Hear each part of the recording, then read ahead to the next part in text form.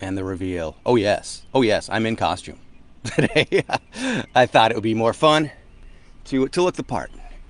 I've called you all together for some very important information.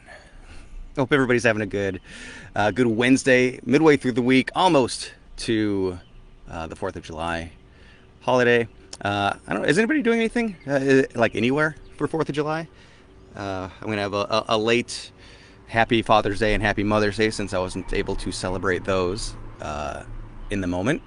But so it'll be great to see my parents for the first time in a long time, actually. So yeah, I'm gonna just really quickly look at the week that was, and then dive into some other stories. And we didn't. There were so many people who answered last week's question of what's geeky about you that I didn't get to all of them. And I don't always try to get to all of them, but there were just so many other good answers that I didn't have a chance to get to that I definitely want to shine a light on a little bit. So as I do these to try to give people an alternative, a way to stay home and still have fun, we are looking at what's going on as well, because these videos will last forever. So they are a little bit of a historical time capsule, and America in the last week, we've unfortunately gone backwards in a lot of ways, as far as a lot of governors or mayors are shutting down, kind of not quite going back into the anywhere near as extreme as our shutdown was at the beginning of this year. As when it comes to COVID prevention and all that, but still a lot of places that were about to open up to indoor dining canceled those plans indefinitely, and it's sadly it's come because it's had to happen. There's been such a big spike in tests. Fortunately, it hasn't yet resulted in a great number of an increase of deaths. So we are at about 500 daily deaths in the U.S., which is still down from last week on a day-to-day basis, but those numbers keep on ticking forward. We're at 128,000 Americans died this year, and we worldwide, just today, I think it was past 500,000 deaths all around the world. So, in the end, always, you do the basics. You wear your seatbelt, you don't stick your finger in electrical outlets, and you wear masks, and you socially distance if you go outside. And I still always encourage people to go out, enjoy the weather. I mean, go hiking, which is what I'll be doing at some point this week. Go for jogs. But if you're anywhere more social, take caution. Protects everybody. And you say, it's protecting yourself, but it's also protecting your loved ones. If I'm going to the grocery store, I care about the people that are working there. Those are the people that are like forced to have to confront and work with hundreds of people on a daily basis. So I do it like out of respect and thanks to them. So that's just me personally.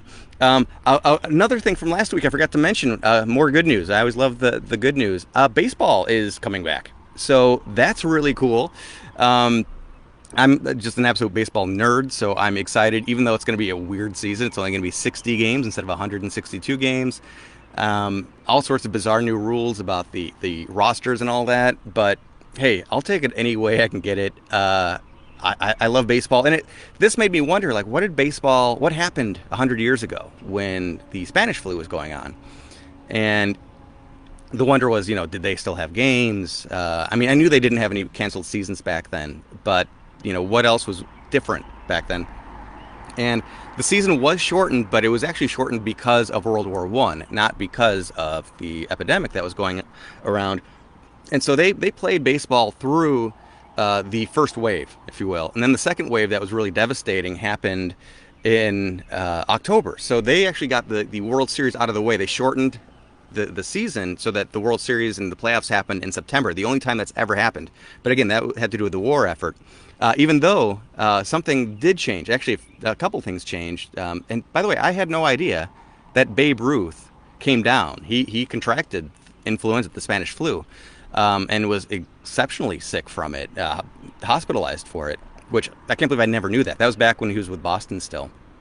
But one thing that changed in baseball is why and when the spitter pitch, where a pitcher would spit on their hands, rub it on the ball, because if you get a couple different things happen, like the ball slid out of your hands differently, it changed the aerodynamics, but the spitball was outlawed, and partially as a result, like, hey, if people are throwing around a ball around the infield that has somebody spit all over it, it's not exactly conducive to good health. Another interesting thing that happened in sports back then is when the second wave hit, the NHL was in their just first or second season, and they were in the Stanley Cup championship. I don't know if it's called the Stanley Cup back then, but it was the the championship series.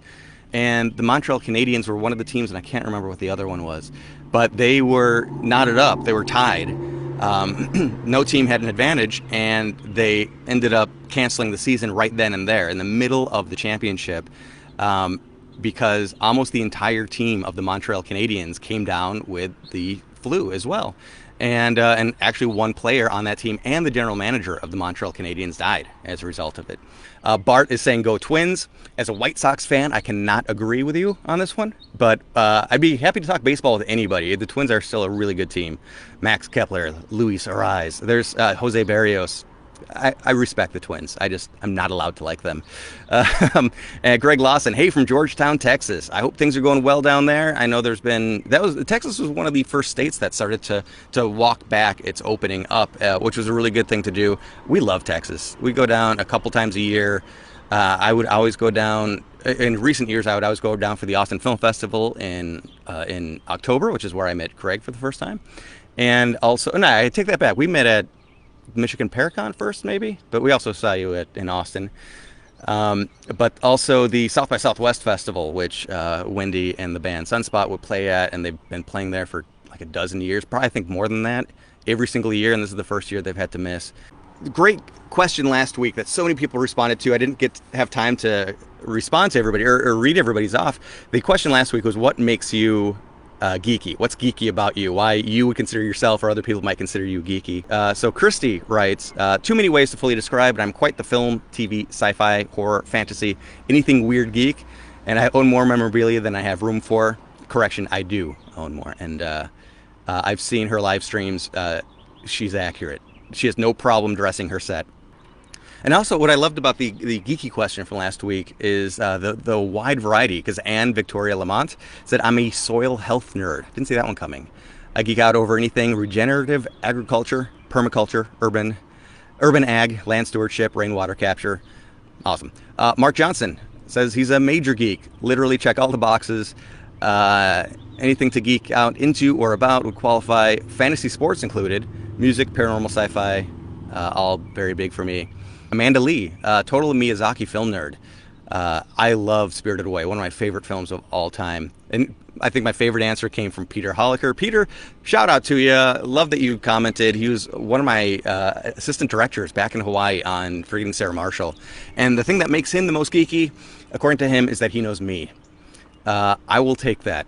Ryan Myers, what makes him geeky? For some reason, he can't remember his doctor's name without looking it up, but he knows Leia's ship was a CR-90 Corellian Corvette named Tantive 4. Yeah, Ryan certainly beats me on all of the geek cred. Gina T, and this is one of my favorite responses too. I belong to a trivia game team. I love Comic Cons and true ghost stories. I know true ghost stories from other countries from sharing them with soldiers deployed overseas. Now that is one of my favorite things in the world. I love hearing ghost stories from people around the world, to see how different cultures tell stories differently, and what different cultures think is scary. It's not always the same. I don't know, I find that so fascinating. Like, belief in vampires and different places are completely different of how we would think of what a vampire is. Nicole Valier Green has mentioned, has anybody mentioned Animal Crossing? Which I had no idea what that was. It's apparently a Nintendo game that's you build your own island. Escapism, anyone, is what she says. That sounds fun. I have no idea. Jim Winter says he's a paranormal investigator, which I don't know why that would qualify you. I don't see any connection between geekiness and being a paranormal investigator. And he's also a metal detector. And he said he recently found 4 old coins from a property in southwest Wisconsin. 1915 wheat penny, 1899 and 1897 Indian head pennies, and an 1892 Barber nickel, which is his oldest find. If anybody has been watching this regularly, you know I love archaeology, I love history, so finding remnants from history just like below your feet is something that gets you excited as a history nerd. Sarah K. Peterson, not only is she Dungeon Master for her weekly D&D game, but she's having a pop culture themed wedding. Oh my gosh, and I had her send me some photos and they're insane. Her cake topper is a Doctor Who themed How freaking cool. And yes, it shows I'm showing some of my nerddom as well. Melinda Mitchell says she's a research and bookaholic. I can relate. Uh, collect a number of things that hopefully soon will be the starting for a museum. I don't know if that's like if she's actually wanting to start a museum, but that would be cool. I do have another friend who is actually putting the building blocks together to start their own local museum full of artifacts and antiques and whatnot. So that's a really wonderful thing. Mainly antique medical, funeral, and spiritual items. Wow. Okay, we're doing an investigation using your gear. But I hoard my research books. I get that. I have a library, and I can't wait to find a way to put them all on display, and that'll maybe be my winter background. Since we were talking about Mafia stories and ghost stories associated with the Mafia, I asked people what their favorite Mafia stories, movies were. So John Borowski, which, by the way, shout out John Borowski. I can't believe that John commented. John is one of the first people that put together a really great documentary on H.H. Holmes that came out before Devil in the White City came out, and I was there for one of his very early screenings. So thank you for commenting, John. But Goodfellas, Godfather, and I love, those are somewhat obvious picks. Great movies. They're obvious picks because they're great movies. But he mentions The Freshman. I didn't even think of that one as a Mafia movie, but obviously it is, where we get to see Marlon Brando take on his iconic character again with a young Matthew Broderick. I love that movie too. It's a great comedy. Tim Arajo, Goodfellas and The Departed. Pat Gilbert says The Irishman, which it's still on my to-watch list. And the fact that I haven't found time even during quarantine means that it's a long movie. I can't wait to see it, though. But he says De Niro, Pesci, and Pacino. How can you go wrong? And I see he corrected this. But I love that when he originally wrote it, autocorrect changed the word Pesci to Pesto. And I just got such a kick out of that. It's still in theme. Kathleen Wicks, The Godfather, Rick Budd. Oh, great. I'm glad somebody mentioned this. I was going to bring this up. Donnie Brasco. Rick Budd, Donnie Brasco. Donnie Brasco is a great one. And Miller's Crossing, if that counts. I haven't yet seen that. John Becker mentions Boondock Saints. He says, I don't know if it counts, but Boondock Saints. I wouldn't, I've only seen that movie one time. It's a good crime movie. I don't know if it's a mafia movie. Maybe somebody else can help me out. I don't remember. I don't think they're part of an organization. Sue says A Bronx Tale. Liz Long, my old boss from the Zanies Comedy Club days, Married to the Mob. Dr. Ned Ferguson says The Bronx Tale. Great pick. De Niro, perfect role for him. Sarah Rendell says obviously Godfather 2 because I watched it with you. That's kind of you, Sarah. Mary Kessler, here we go. Casino and Carlito's Way. Heidi Stotz says Casino and Goodfellas. Dan Malone, my archaeology friend.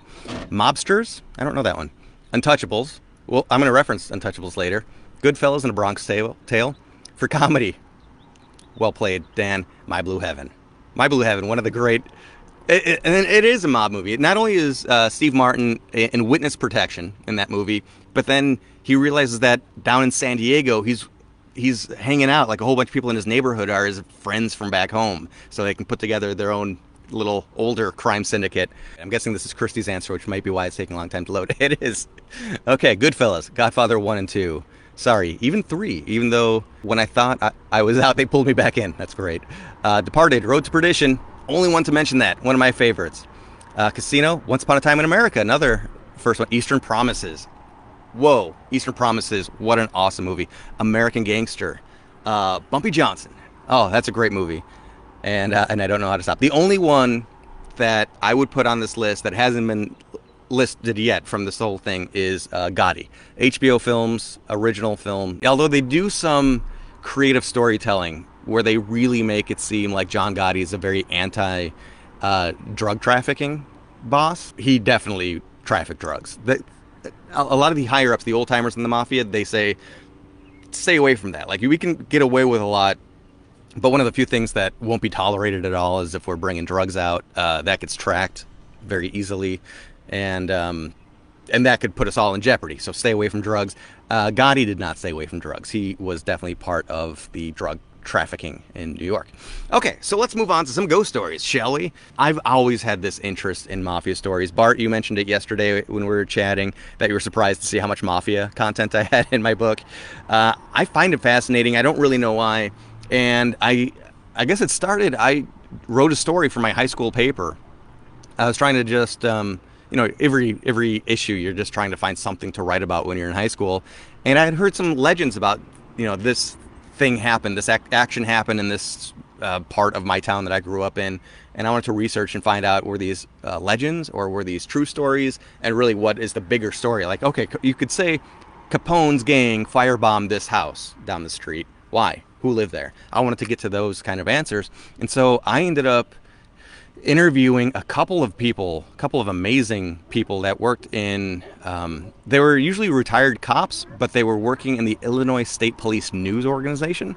So these were people, one of these people that I talked to was actually survived a car bombing hit that was put on him. So his car blew up with him in it, just like the opening scene in Casino. And it felt like you were talking to the Godfather in ways, although they were obviously on the other side of things, but you could tell these people respected the people that they were going after as well. I don't know, it was pretty amazing. And the more I got into it, the more I was learning, and I just continued to go down the rabbit hole and find it more and more fascinating. And then to find out that in this sleepy little town I lived in, northern Illinois, the next town over, Libertyville, there's this kind of notorious property. And I wish I could tell a ghost story about it, because this place had to have been haunted. There was this big mansion. And one night, one of the kids, who was older, he's not a child, he was in his teens, he killed his parents. Very much, when you hear the story, it kind of reminds you of the beginning of Amityville Horror. His siblings did live, but the parents were killed, and it was in this, again, sleepy upscale neighborhood. It was a very surprising thing to have happen, that kind of tragedy. Well, after that happened, nobody wanted to live in that house, understandably. The murder mansion, as it was called. And but who wouldn't care if a double homicide happened in a property? Well, the mob. So a branch of the Chicago mob actually bought it and turned it into a casino that operated through the 80s. And they had 22 employees, full-time employees on payroll. And I don't know, it was really amazing. And the people that were involved in putting this together were like people that were connected to Sam Giancana, people that had really deep Chicago Mafia connections. So I, again, just found all of that really, really fascinating. And then the thing that I found fascinating was, so I learned all of this, and then I wrote a screenplay about it. And my first screenwriting class, I then used that. I it had already been written, but I then, polished it up, and I tried to apply what I learned in the class. And then you switch screenplays with somebody else that you're randomly partnered up with in the class. And this, again, unassuming preppy girl that was on the tennis team, she read the screenplay and handed it back to me. He's like, yeah, some of my family friends are in this. Salvatore De Laurentiis, my dad used to hijack semis. I'm like, what? So it's, the Mafia is alive and well. I shouldn't say and well. I mean, its heyday is certainly past, but it's still got a presence.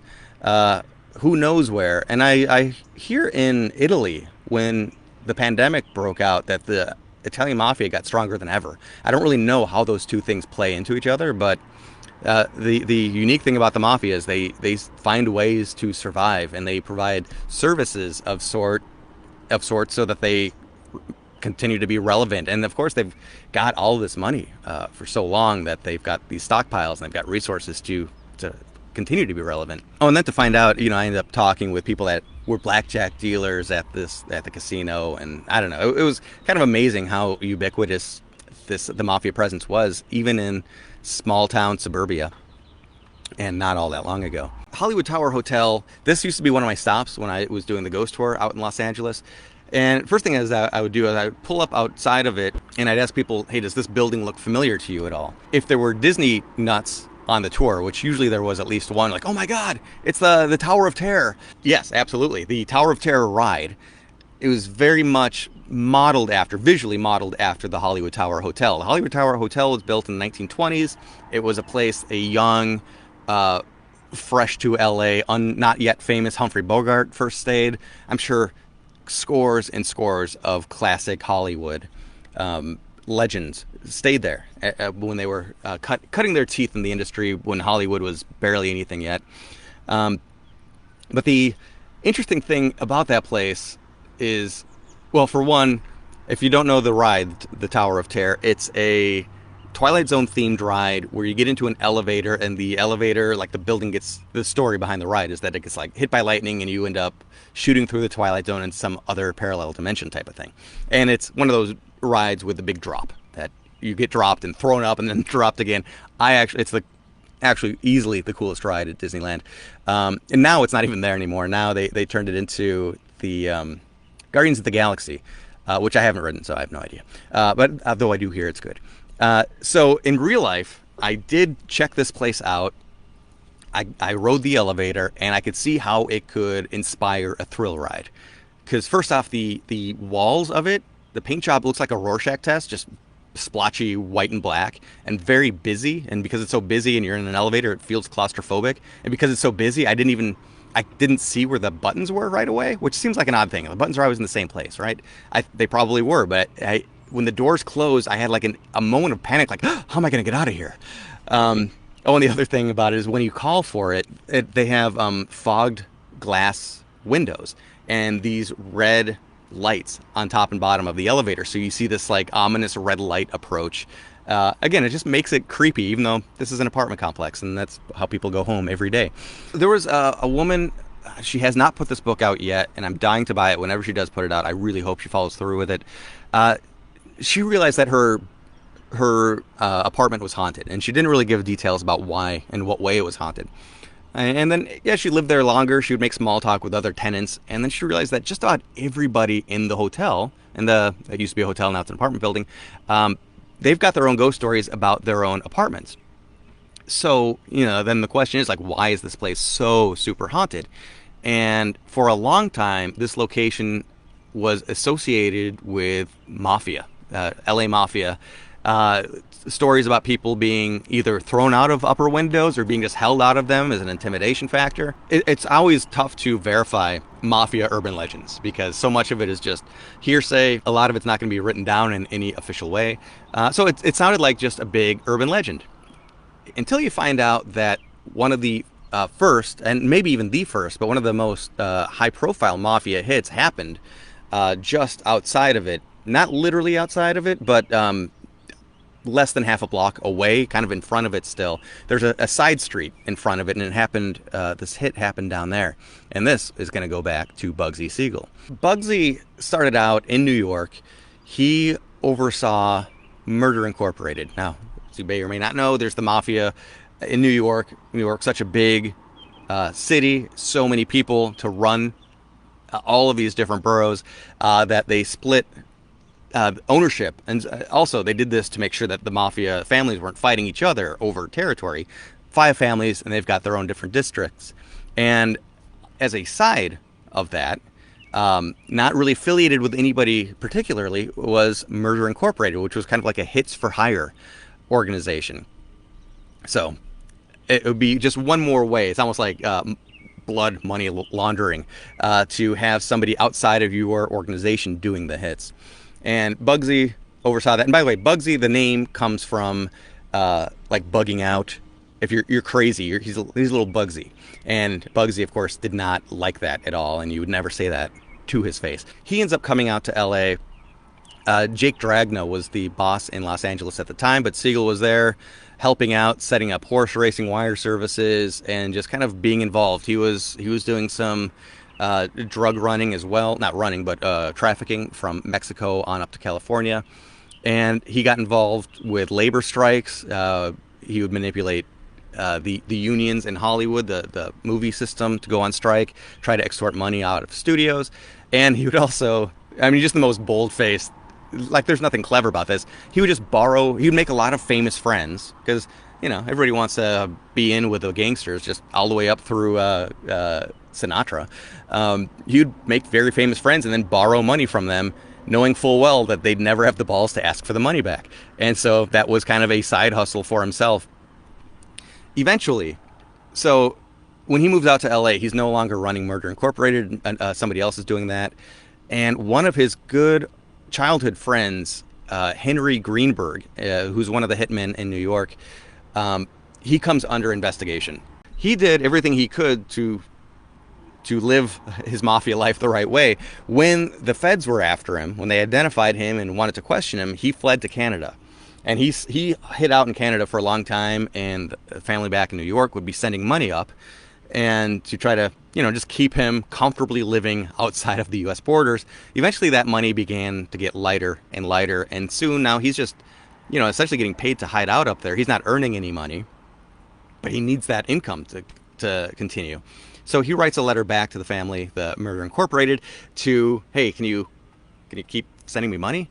And we don't know exactly what his intentions were. Was he just saying, hey, I need more money to live on?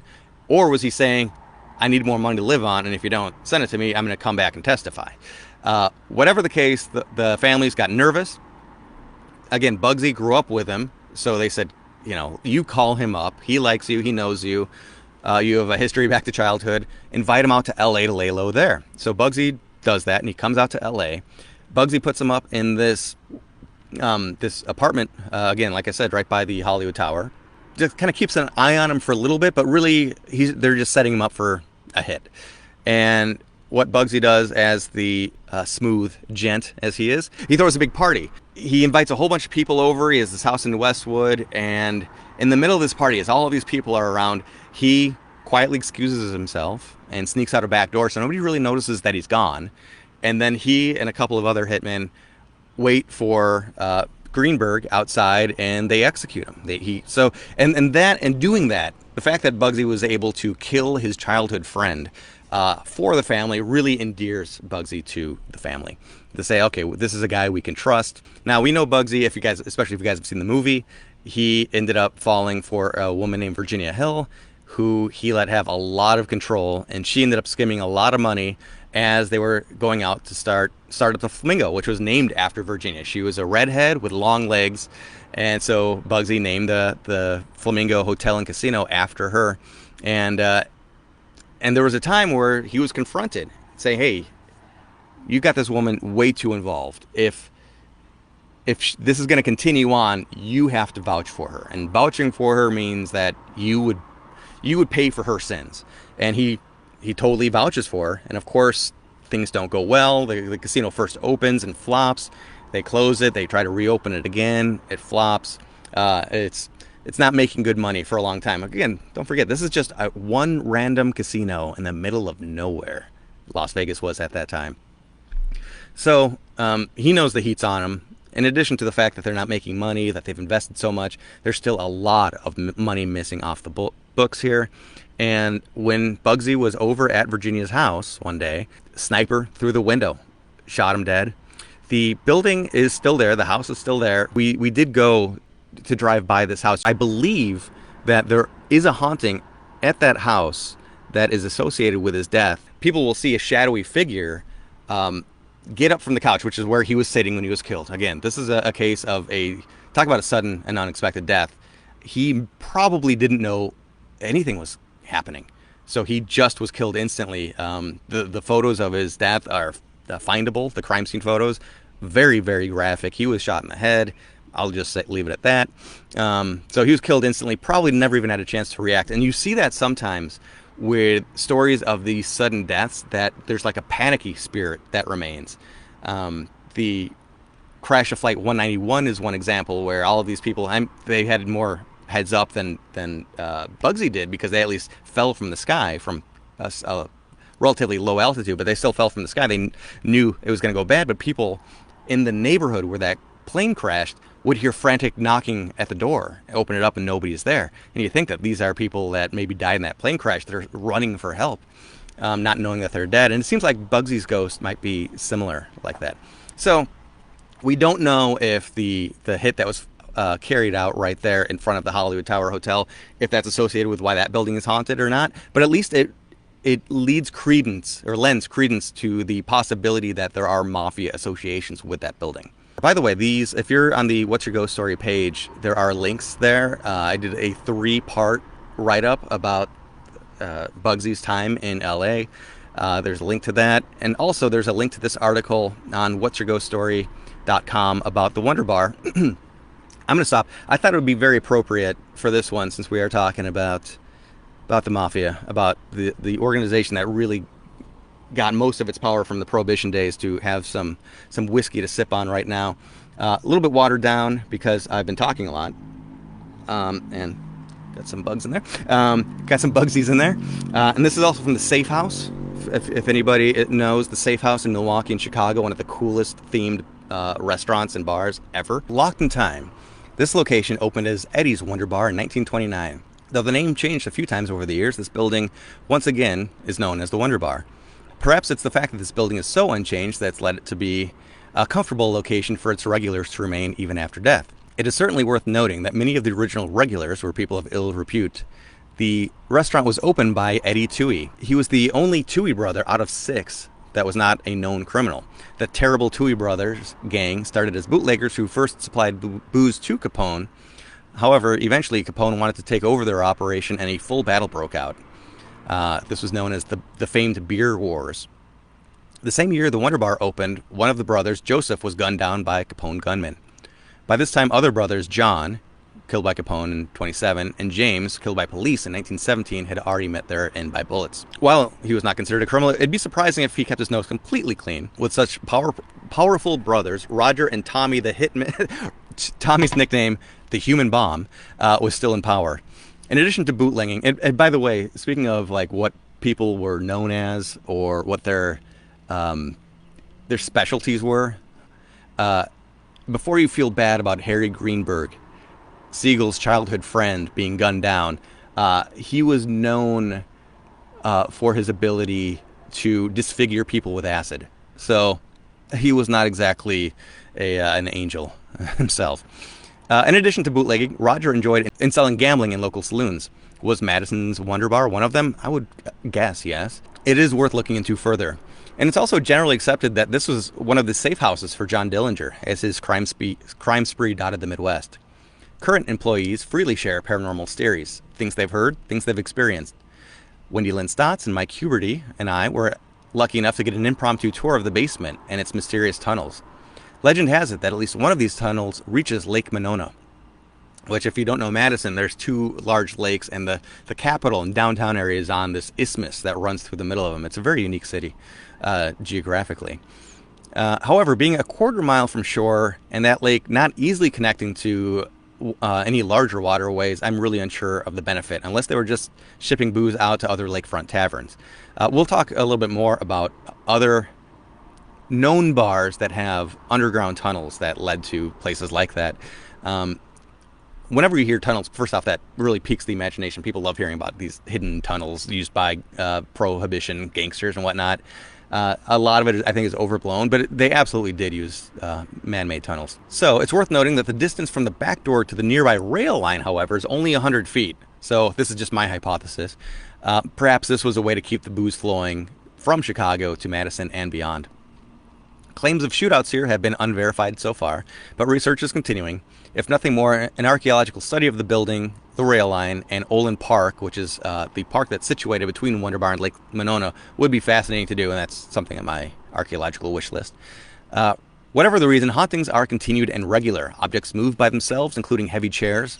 A man in a trench coat has been often observed, and footsteps are regularly heard throughout the building. An oft-repeated legend claims that a murder victim's body is still walled up within the second-story fireplace, which leads to some of the activity.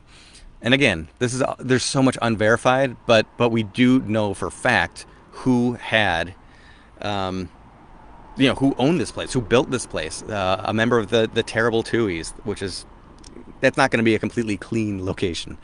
And I wasn't even planning on talking about it, but you talk about places having gambling machines installed in them. I did a drone video about the Mineola Hotel in the Fox Lake region of northern Illinois, and that place had the last raid, and that place had been open since the mid-1800s.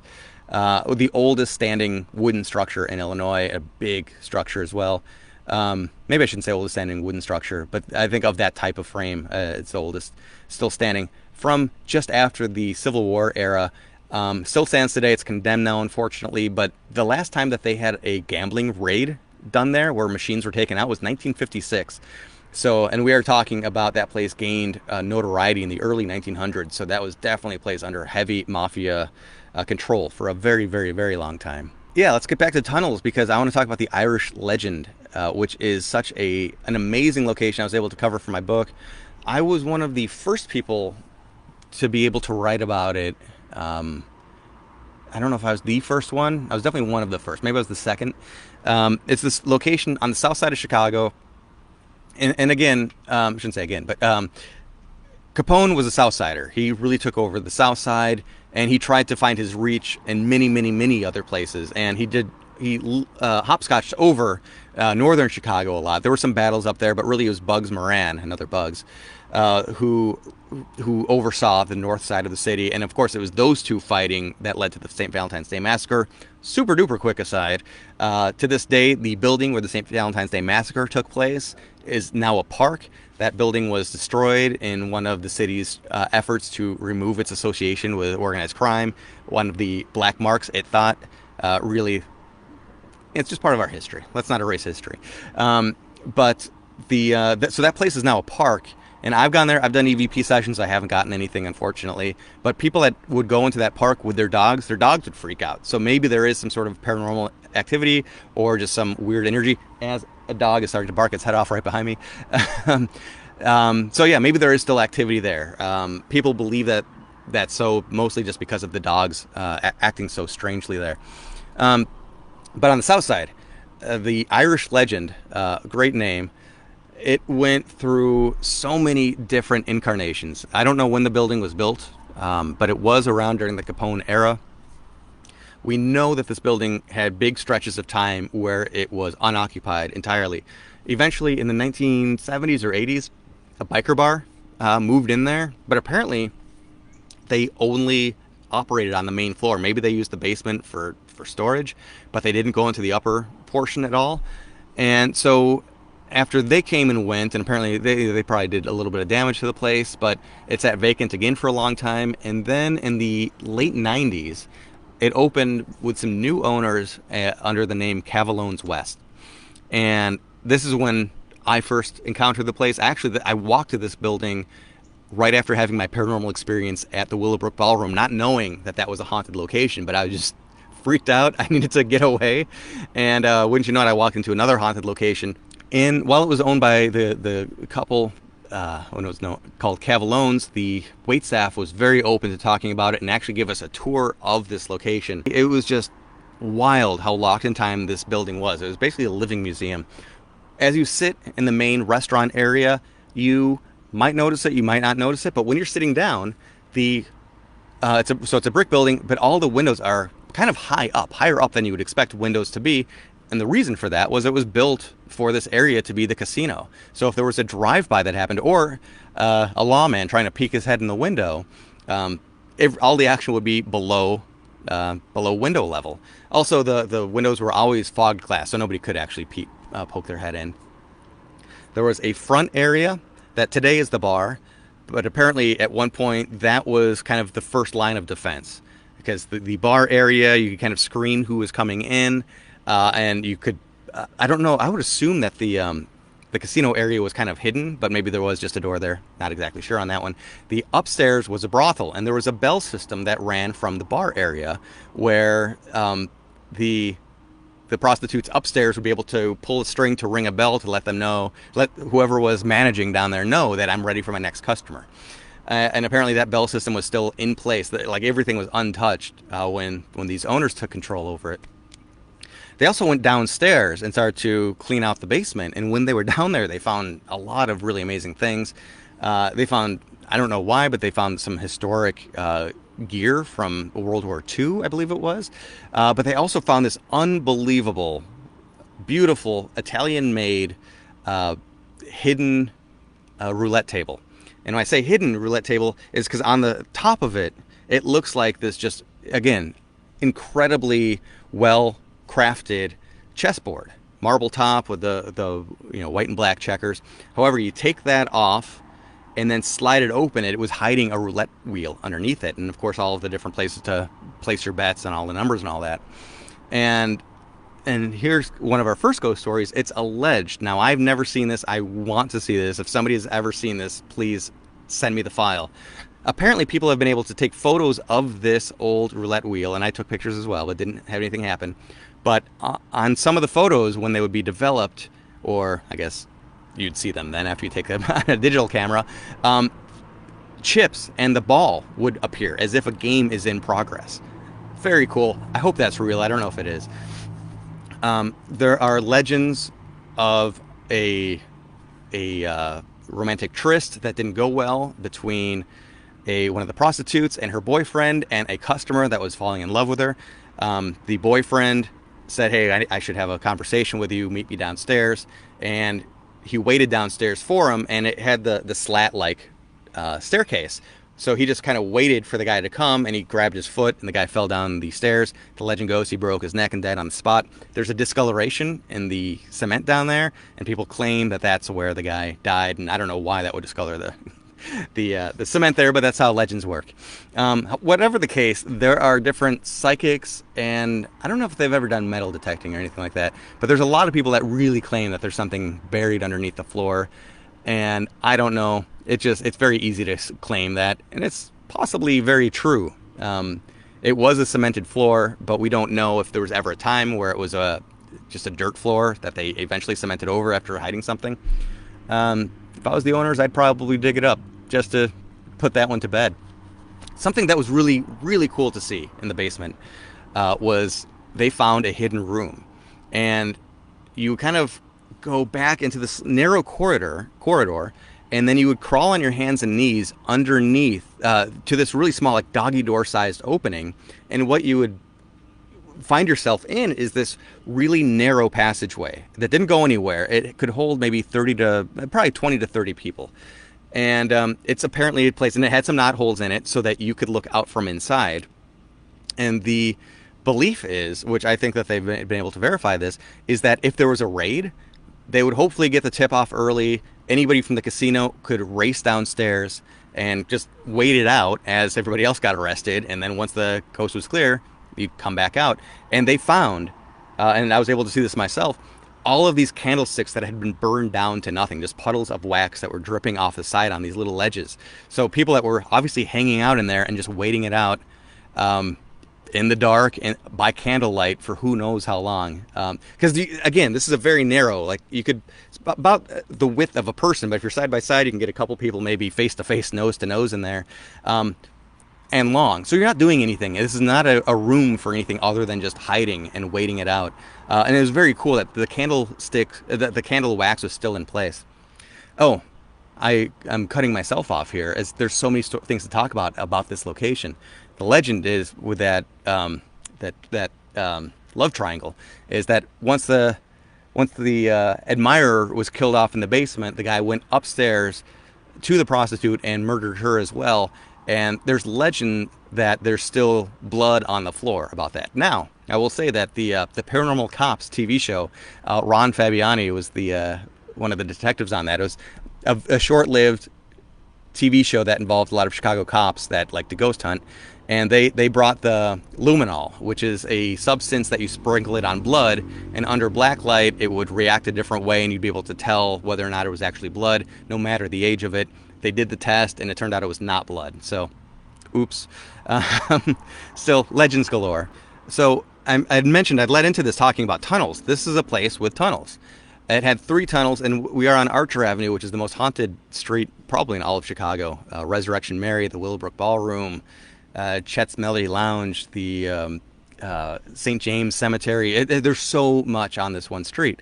But across the street is the Willowbrook Ballroom, or was. It burned down a couple of years ago. And beyond that was a channel that was built in the 1800s to help redirect the water flow in Chicago during one of the big outbreaks to bring health back to the city, to bring clean water back to the city, and to flush away all the bad water. That canal, the Illinois-Michigan Canal, was built right there. So, 2 of the tunnels go in that direction. One goes under Archer Avenue and actually went to the basement at the Willowbrook Ballroom so that they could supply booze to that place. Another tunnel going in that direction went beyond that and went into the canal. So obviously they were moving booze on or off of there. The third tunnel went opposite direction, deep into the woods. And I don't know if they ever found exactly where it came out from, and we really have no idea what that tunnel was used for. And when you say tunnel, you think about something big that you could walk through, but this was actually very small, so it must have been a pulley system or something to be able to be moving this booze, because you were not. I've seen these myself. I don't even think would be able to crawl through them, but they did a little bit of exploration into them, not very far because they were worried about a cave-in, but they were able to find old 1920s, early 1900s era bottles back there. So some proof of what they were used for. Gosh, there's still more about this location. The women's room door has unfortunately been replaced, and that's a weird thing to say, but there was a bullet hole from somebody that was trying to make a getaway from somebody else. He ran into the bathroom and was trying to make his way out the window. Somebody on the outside shot through the door, ended up shooting the guy in the neck and killing the person. That bullet hole was puttied over, but still visible there. Again, so much of this location was just locked in time. And it's also hard to really differentiate legends and lore. Again, like I said, when it comes to the Mafia stories, people claim all sorts of different weird things were happening there. People claim the woods behind it are insanely haunted, whether it has to do with a Mafia connection or Native American legends. I know that's a place that spiritualists like to go and have seances and whatnot. Who knows? But it is an actively haunted location, and one of the really most interesting places, I think, I write about in my book at all. And I had the honor one time when I was living in Los Angeles, I came back, and that place, unfortunately, the people that ran it as Cavalones, they moved on. For whatever reason, they sold the place off, and now it's known as the Irish Legend. When I came back from LA one time, I wanted to show my parents this really cool location and maybe have lunch there. And we sat down, and there were a couple of workmen around, but nobody was really paying attention to us at all. And eventually a guy came on, he's like, "Oh, hi, how can I help you?" It's like, "Yeah, we came to frequent your fine establishment." It's like, "Oh, we're not actually open. We just bought this place and we're still doing work on it. We'll be open in a few weeks. But what'll you have?" I'm like, "Well, okay, the kitchen's not set up yet, but we'll have a drink. Sure, why not?" And talked to the owner, this like very charismatic character from London, from Ireland, and he was just Cosgrave was his last name, and he, we sat and we talked with him and drank. And by the way, also something I didn't mention, just like Musso and Frank on Hollywood Boulevard, for a long time, all of the furniture in there was original, back to that time, and there was a room that was an office that was. We don't know. We cannot say that Capone was ever in this place. But in this office that they took a wall down to make it part of the bigger dining area, we do know that the painting that was in that room, a large painting too, was Al Capone's aunt. So you would assume that there must be some connection. Definitely there's a connection to Capone's family, the crime family, but we don't know if Capone himself ever hung out there. We also know that he once bought a row of pews from St. James of the Sag Church and Cemetery, a very haunted place down the street. He would do these things as grand gestures to kind of show that he's giving back to the community. And that pew was in that building for a long time. Back when I first was there, it wasn't there last time I was there. So hopefully it's somewhere safe. So at the end, asked the guy, "What do I owe you for the drinks?" He said, "Don't worry about it." And I said, "No, I'm paying you at least $1." He's like, "Okay, give me $1. This will be the first dollar this building has earned." And I still feel very proud of that. Oh gosh, let me really quickly, Frank Nitti. Frank Nitti was, oh gosh, I want to talk too. There's always so many things. Okay, I'm going to talk a little bit more than I wanted to because there's just so many good stories. First off, because I mentioned him, Frank Nitti. Frank Nitti was the underboss under Capone, meaning the number 2 in charge. Capone ends up getting hit for tax evasion, as we all know. Frank Nitti took over. Frank Nitti was known as the Enforcer. And I think he's oftentimes depicted as kind of like a Weasley guy. But if your nickname is the Enforcer, obviously you're a tough guy. He was played by Stanley Tucci in Road to Perdition. And so really interestingly, in the movie, somebody mentioned the movie The Untouchables, that Kevin Costner movie. Nitti is depicted in that movie as well. And in that movie, he commits suicide, which is what he does in real life. He does kill himself in real life. But in that movie, he jumps off a building. And that is not at all how it happened. Frank Nitti was, just like we were talking about Bugsy trying to extort the movie studios, Frank Nitti he had his hands in Hollywood and was trying to extort Hollywood for however, every last penny he could squeeze out of them. And it led to an investigation, and a lot of evidence was piling up against him. He knew his goose was cooked basically. So he took one final walk. He, bid his wife goodbye, drank insanely heavily, had his gun with him, and he decided to kill himself. This is down on the south side. Oh, I wish I could remember, like Riverside, Illinois, I think it is. And this amazingly dramatic scene ends up playing out, which I cannot believe. Anytime Hollywood takes a real life story and makes it less interesting and less dramatic, like, oh, the dude jumped off a roof. No, here's what actually happened. A train was coming by, and this is back in the day where you had people manning the caboose car and all that. So you had a crew, not just an engineer, see this guy stumbling in the middle of the day along the train tracks, and they see he's holding a gun. So they think, what the hell's going on? And then they see him put the gun up to his head, and he's so hammered drunk that he puts the gun up to his head and shoots the bullet right through the hat. He does not hit himself. He executes his hat, shoots the hat off his head. So then, like, oh God, we got to stop this guy. And so the train is still slowly going by, and all the crew members jump off the opposite side of the train as this train is slowly going, and they're trying to figure out, like, can we, like, scurry underneath before the wheels get us, so that we can wrestle the gun away from this guy's hands. And it's really an amazing dramatic moment of these guys trying to wrestle to get to him without getting shot themselves. He ends up putting the gun then under his chin and shooting and hitting his hat for a second time. Hat flies off his head as he does the deed. So cut to today, this area, the train tracks were still there when I first wrote the book, and eerily, anytime you have a ghost story and like, oh, and now today there's a playground on that spot. Well, now today, right next to where Frank Nitti's ghost is seen reenacting his final moments, there's a Toys R Us box store there. So again, anytime you have that weird juxtaposition, it's like an extra level of creepy. I went there just last year, with Dan Malone to revisit that site, because I'm trying to revisit all the sites from my book. And the train tracks have been dug up.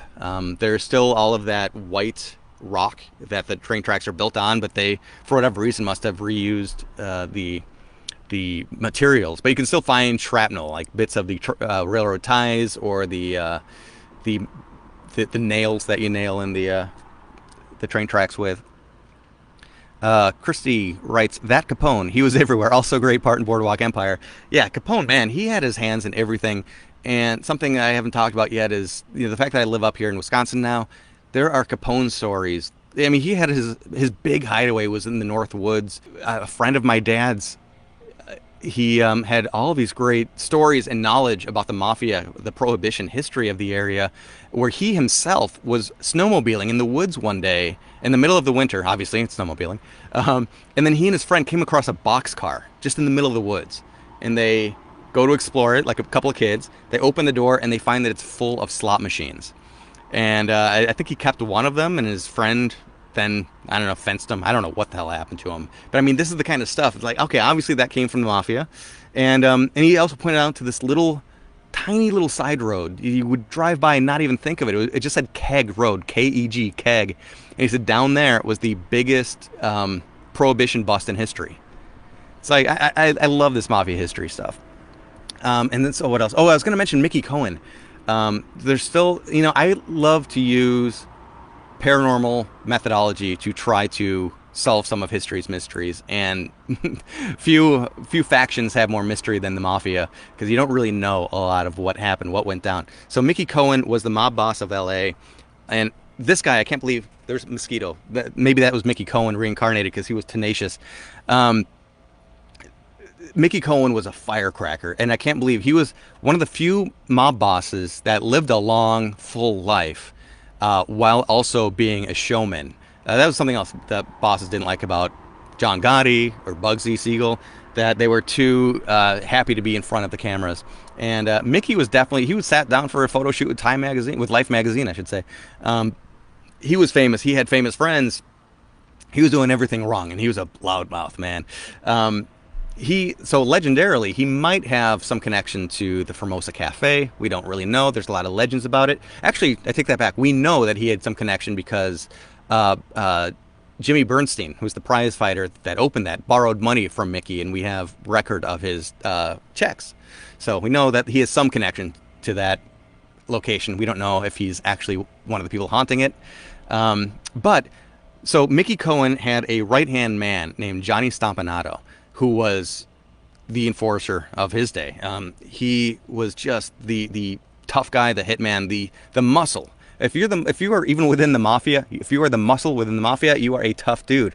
And then he ends up having an affair, well, a relationship, I should say, with Lana Turner. So again, we're talking L.A. here. Johnny Stompanato, one day at Lana Turner's house, turns up dead. And the story was that and he was a very abusive person to her. The story is that Lana Turner's little girl is the one that shot him in the middle of him beating up her mom. Like, she defended her mom. Mickey Cohen finds out about this, is absolutely furious. We don't know what the conspiracy theories might be. We don't know who, because Mickey Cohen does not believe that that's actually the case of what happened. He goes to the Roosevelt Hotel on Hollywood Boulevard and shoots up the lobby, thinking that somebody is hiding out at the Roosevelt, not able to arouse anybody to come down. Who knows what could have happened if the wrong person came down into the lobby at that moment. So when I'm doing this research and learning about this, I think, well, it'd be interesting to do an EVP session at Johnny Stompanato's grave. And maybe if he's still present, he can answer the question of who killed you. So I'm researching and looking around, trying to figure out where Johnny Stompanato is buried. He's buried in McHenry, Illinois. Very small town. It is, I don't know, more than an hour west of Chicago, and very rural, northwest of Chicago, and a very rural area. I've been to the cemetery. I've not been able to find his grave. But that is yet another mystery that I'm hoping that the paranormal can help solve. I've been talking for a very long time. I thank anybody who has been watching. I'm giving myself a lot to have to edit much later. But yeah, again, as always, I thank everybody for watching.